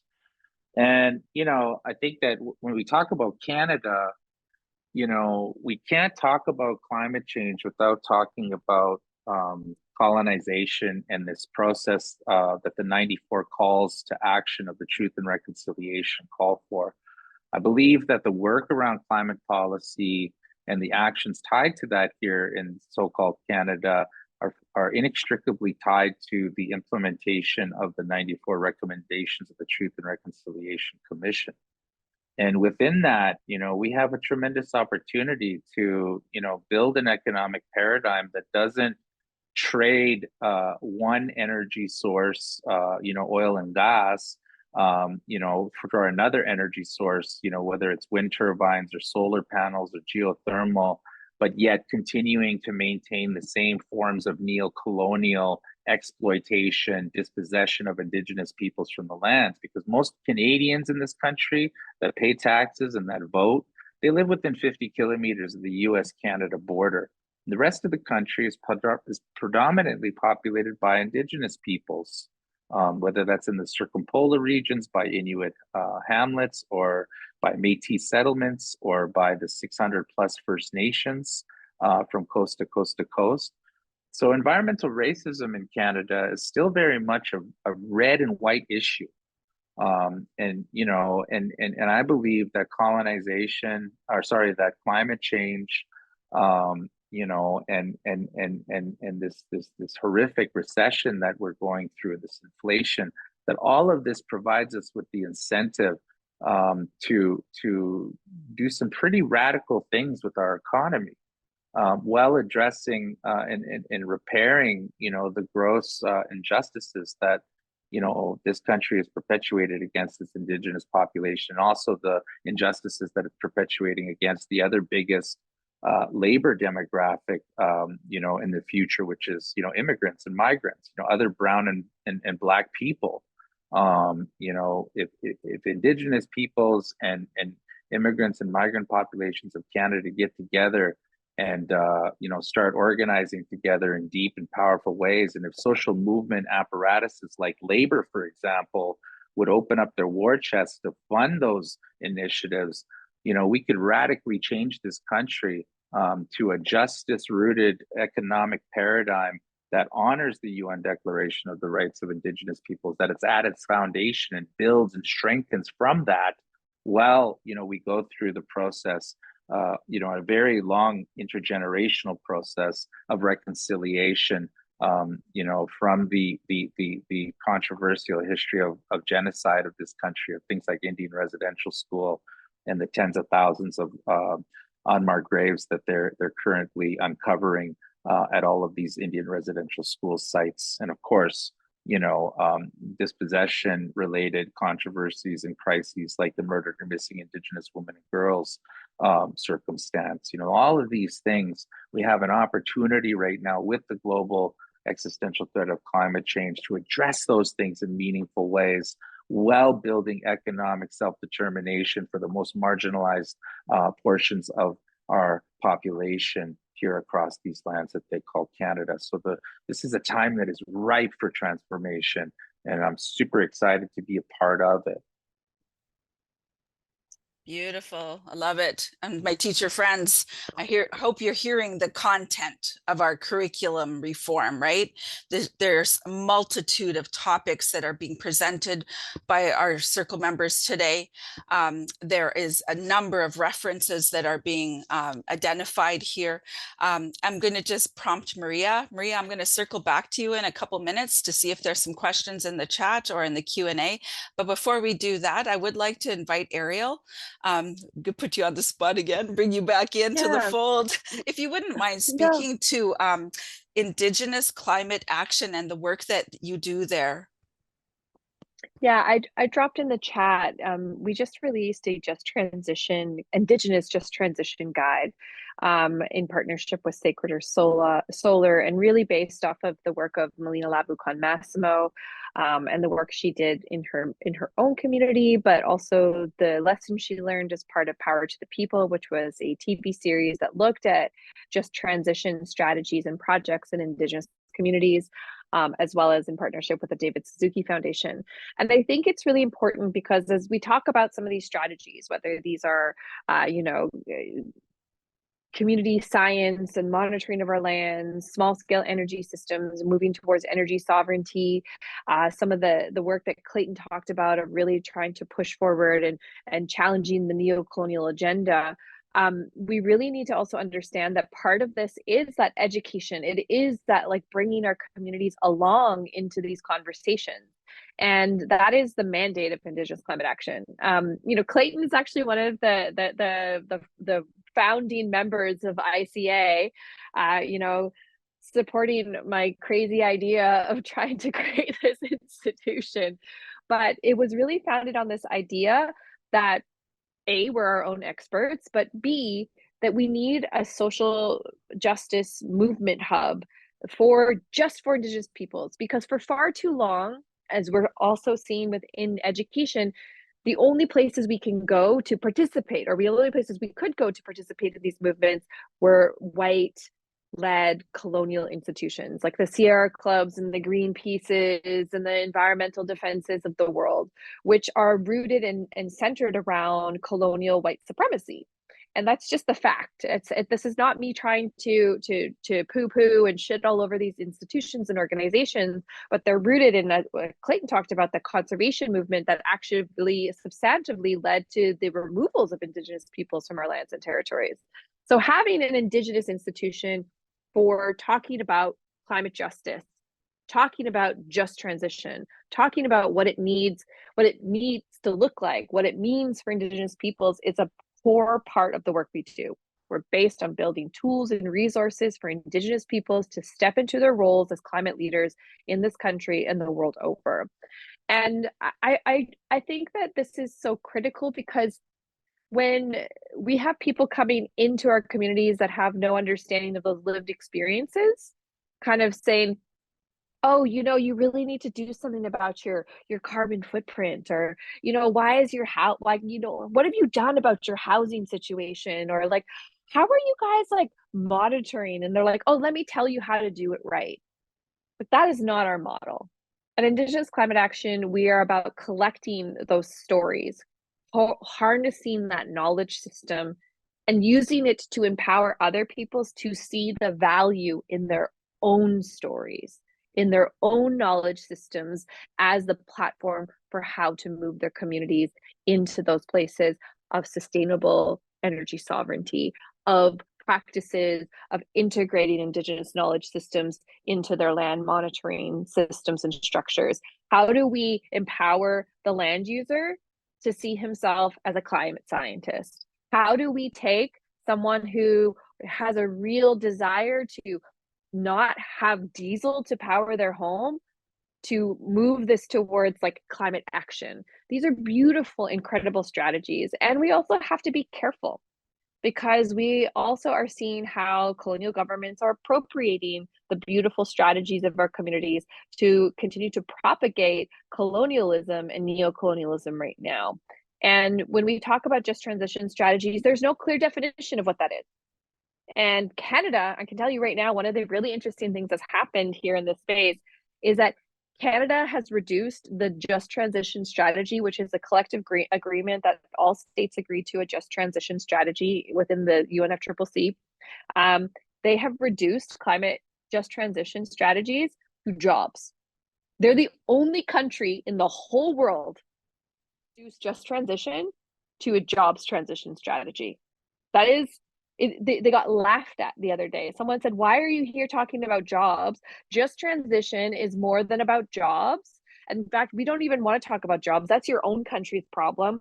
Just transition is about strategies on how we can develop systems and criterias for transitioning out of fossil fuels, phasing out of fossil fuels, for transitioning to conservation models that actually look at the value of lands and territories. And integrated in that, in the international discussions, is how do we integrate Indigenous knowledge and value systems into the development of just transition strategies. And we are not talking about jobs here. Canada is a laughing stock in that conversation. And that's important, because when we only talk about jobs, we run the risk of replicating systems of harm.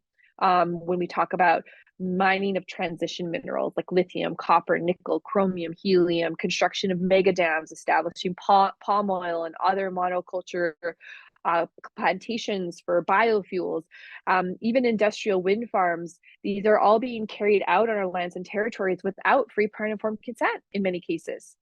And so if we're not integrated into these solutions, we're talking about potential theft of lands and territories for minerals. We're talking about the construction of projects on our lands and territories that may be sacred sites. And a just transition can't be about jobs and economy. It needs to be justice, justice for the people, justice for the land. And at ICA, it is about empowering our people to see that and to see themselves and the knowledge that they have garnered through like intergenerational knowledge transfer as valuable, not just in their own community, but to the entire world at large. And I think in the education system, this is such a critical conversation. How do we get our knowledge holders to see themselves as PhD level experts? How do we get the institutions to see them as that? And not just honorary doctorates, but like full-on systems where we're seeing our people valued at the same level and also compensated at that level, because we have these disparities that continue to exist. This is also a part of a just transition. A just transition isn't about appropriating and stealing Indigenous knowledge systems to propagate colonialism. It's about a transition of equity and ensuring that we create and not just a level playing field, but we ensure that those that have been disempowered for so long are at the forefront and leading the change that we so desperately need. Beautiful. Thank you so much, Eriel. Maria, I'm going to turn it over to you for a second. Is there a question from the chat or from the questions that have emerged for you? Well, Eriel, your comments were a wonderful segue to a question from Jasmine on rights framework and sovereignty. She said, I know our collective overarching goal is Indigenous sovereignty, a return to our lands and a reordering of politics, sociality, and more to support our sovereignty. How do we transition from the rights framework to a sovereignty framework? And related to that, what needs to occur for that transition? So big question back to you, Eriel, on that from Jasmine. I would love to hear from other folks on this, but I'm going to start really, really quickly.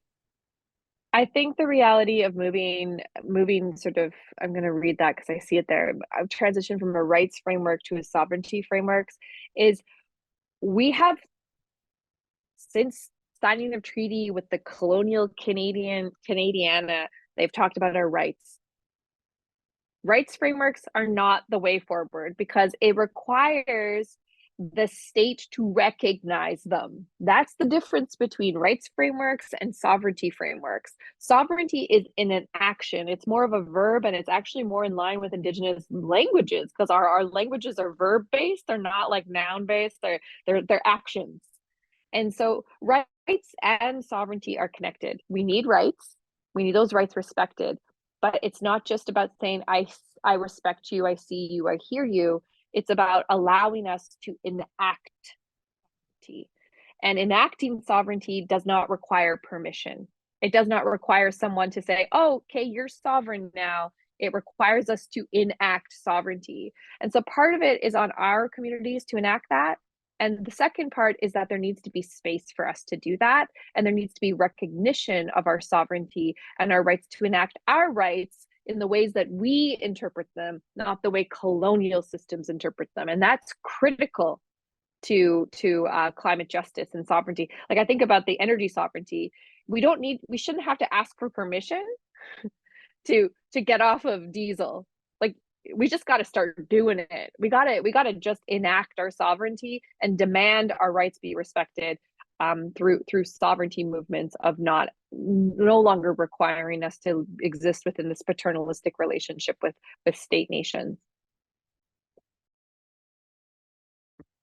Other comments? Looks like Clayton's coming in. Yeah. I think it's really important.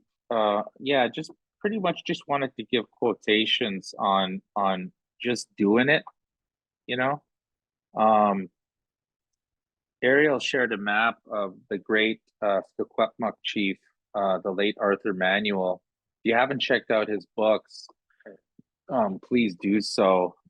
They're really, really good, and they really lay down I think this idea of sovereignty within the context of capitalism and trade and just like international stuff.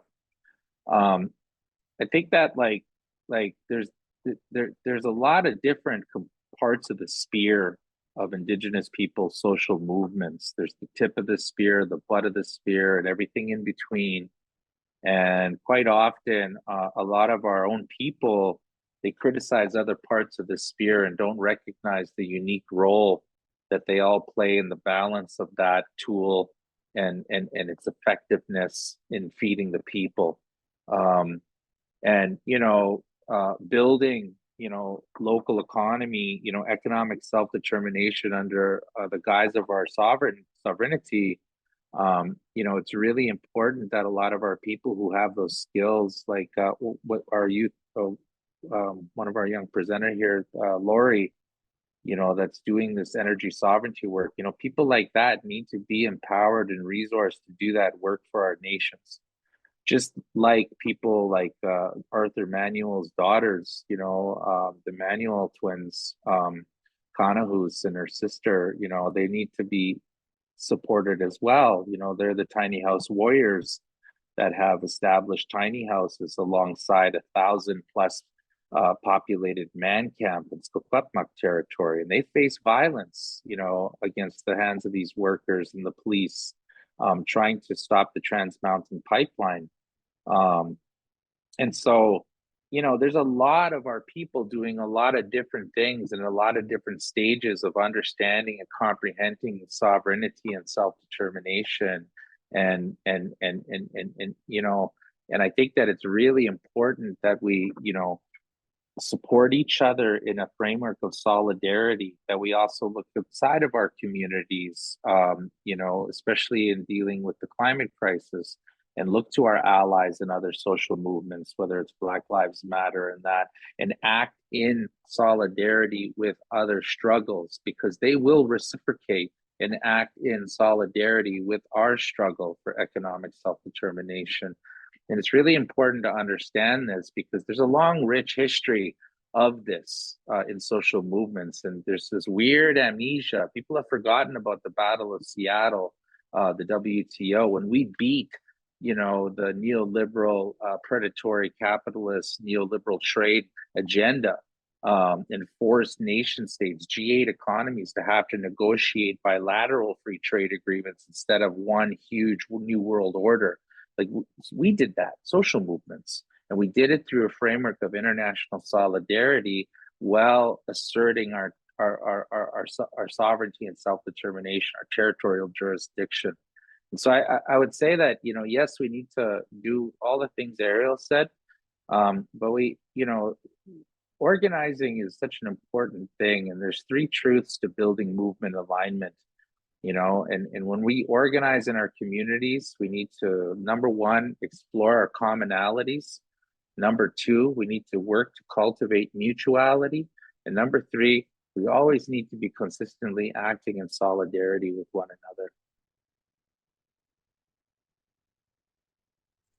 Thank you for that, Clayton. One of the prompts that I gave my students as well, they joined the gathering of other peoples, other concerned citizens at the legislation here in BC in support of the Wet'suwet'en. I often reminded my students to also have a care plan, that this work is heavy, it's demanding, and we want to make sure that we take care of one another in a good way, and that we hear each other, that we support each other, and we love each other in a way that's relational. Maria, I'm going to ask you if there's any other comments or questions. And at this time, I would invite in comments or questions from those in the audience. Please use the chat or use the Q&A, and we'll invite some more discussion from the room. Yeah, in the meantime, we have a couple more. One is around sort of the politics of action. And it's directed to Eriel or Shauneen, but I think it applies to all the panelists. Do you mind reflecting on the work being political or too political? And how do we recognize that it's political and continue to do it because of that, not despite that, sorry.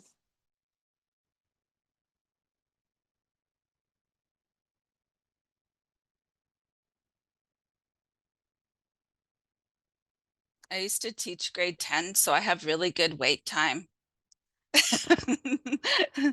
So I'll just give our panelists a moment to collect their thoughts on that one before I ask them to jump on in. I mean, I'm just going to say very simply, it's like our existence is political at this point. I mean, I don't know, like, I know people say too political, and I Clayton could probably vouch for the fact that I don't mince my words or shy away from saying things that are controversial, and I think that we need more of it. I think colonization has tried to make us believe that what we say is too political, that we're too loud, that we take up too much space. That's what I have to say to that. I think I got something to say. Oh, sorry, go ahead. I was just gonna say it, but I want to hear from the other two first. I was going to say that when they say, "Oh, it's too political, it's too controversial," it's a method of quieting us, of silencing us. It's a method of erasure, of minimizing our problems and our needs as people to the greater populace. But most of the work that we do is it improves the environment, and that improves and contributes to climate action. Thank you, Eriel and Lori. Clayton. Well, I'll share a little something with you all. You know, I mean, I'm a storyteller. I make films, and I I'm got some more books coming out. And man, the story about Indigenous land defense and the defense of our languages, our culture, and just the diversity of Inuit and Métis and First Nations here in these lands they call Canada. It's freaking inspiring. And the whole concept of like, this is too political or that's too political, or why are you being so political? It's like an epic freaking like movie. It's a thriller, because Canada is part of this elite global club of like, super kind of evil economies, with like really evil private sectors that are like literally destroying the planet. Like it's like Bond villains, like, and shit.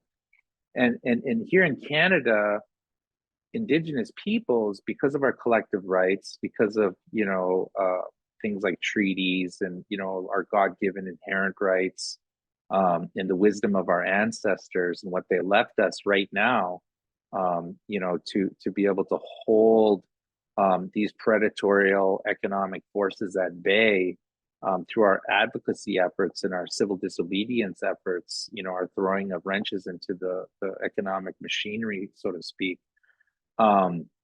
We have this incredible both responsibility, but also just this beautiful story that the story's not done.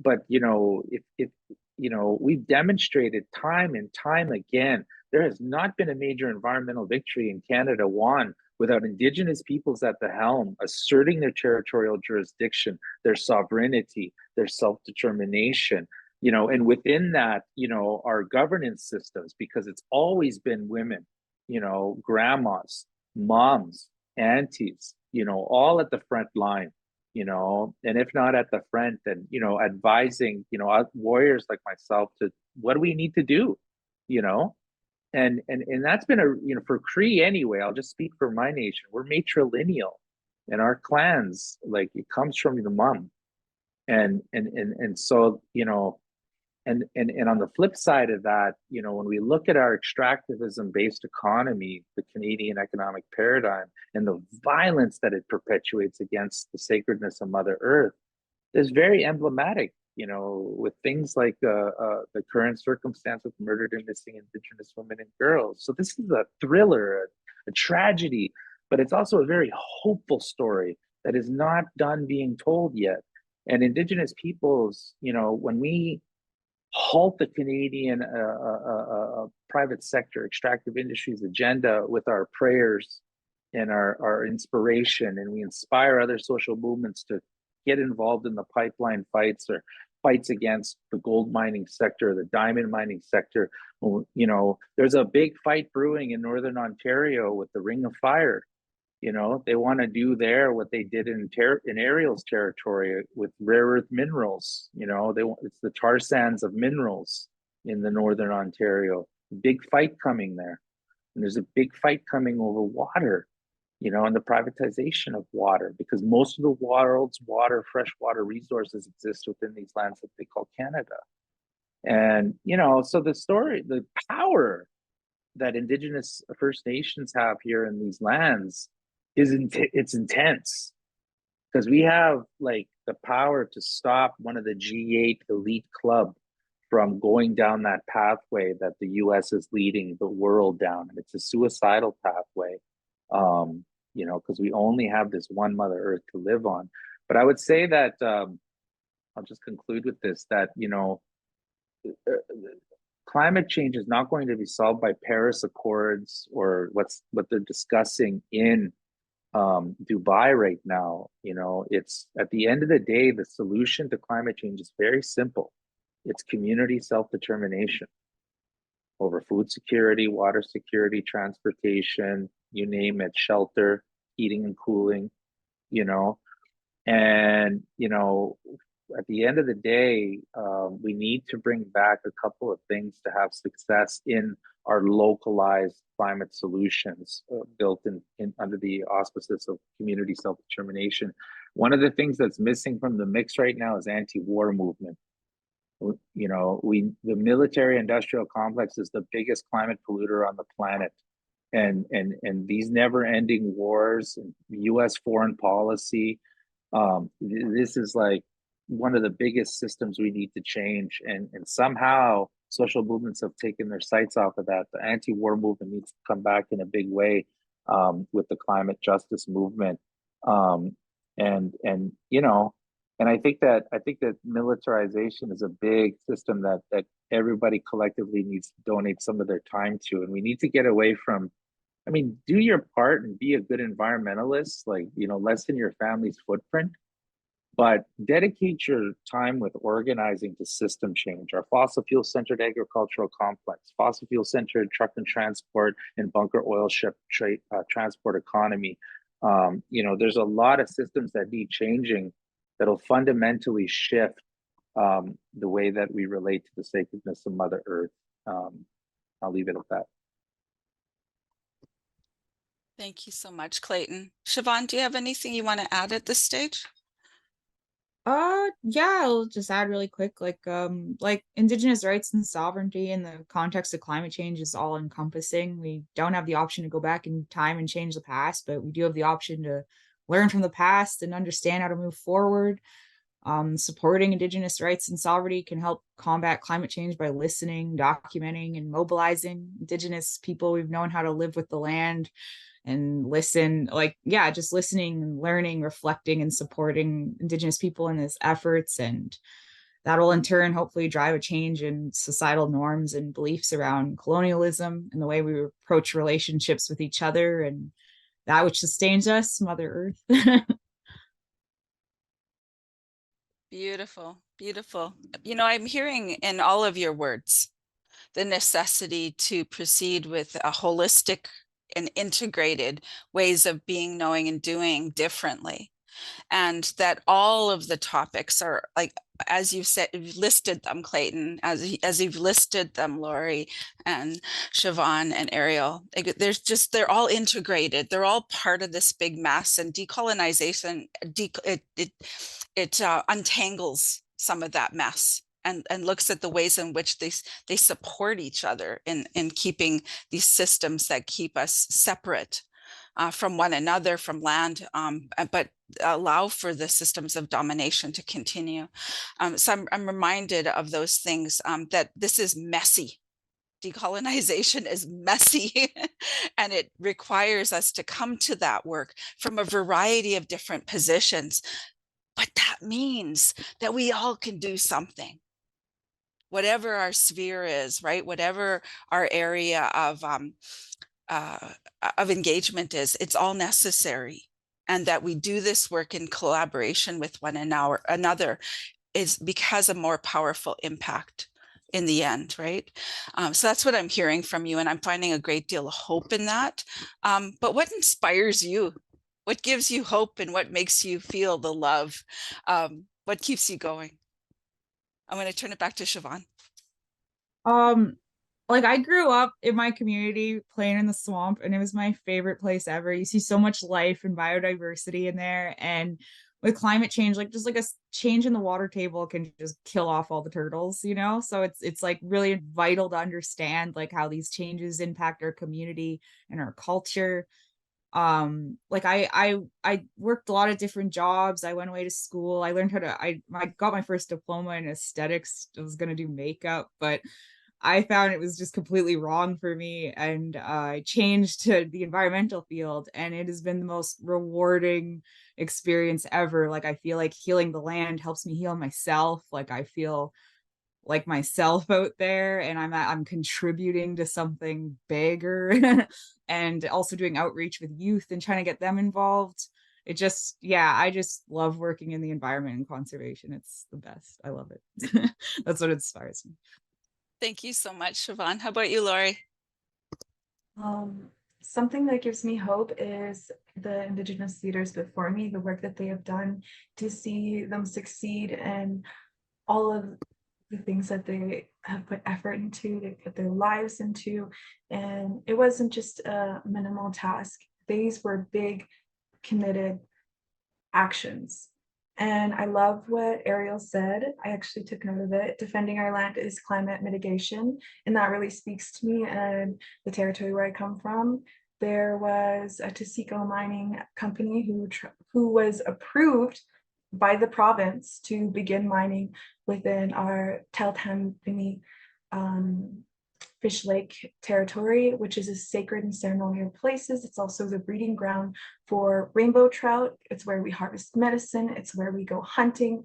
And they approved it without our prior and free consent. And what did we do? What did our nation do? They camped. They camped at the location. They put up blockades. They refused to accept the province's decision. And they put everything into it. And this wasn't just our little community doing this. People from other nations came together to help preserve our territory for us, for our future, for our children, our water. This would have heavily impacted our community, pollution as well. And where there was like a graveyard not far from where they were planning on putting this mine. And we had to fight for years before finally we ended up having our title and rights over our half of our territory. And just to see them succeed and inspire, it really moves me and creates hope that we can continue to do this work. And when we come together as a collective, we can conserve our territory. Thank you so much. How about yourself, Eriel? What's inspiring you?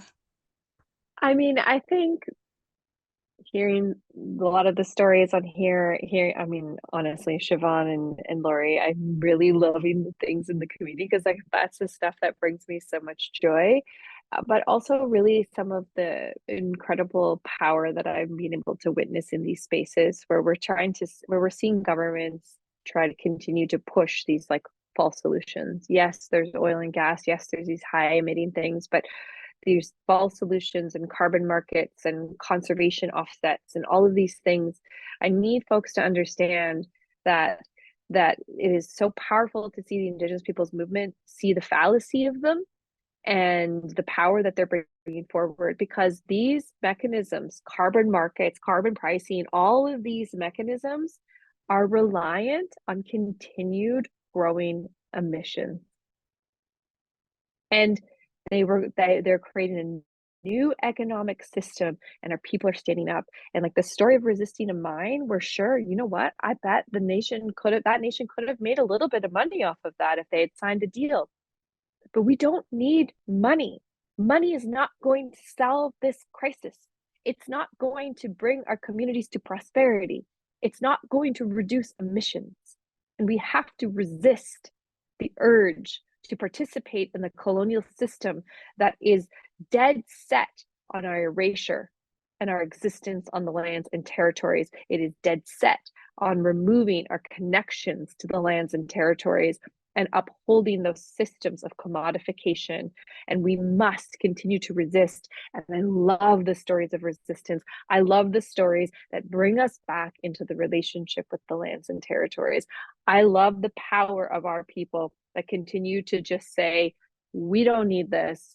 There's a better way. That is the most powerful thing that I continue to witness day in and day out, every single day. And I just really, really want to continue to see that resistance in resisting the colonial urge to commodify the climate crisis and commodify our culture and our rights.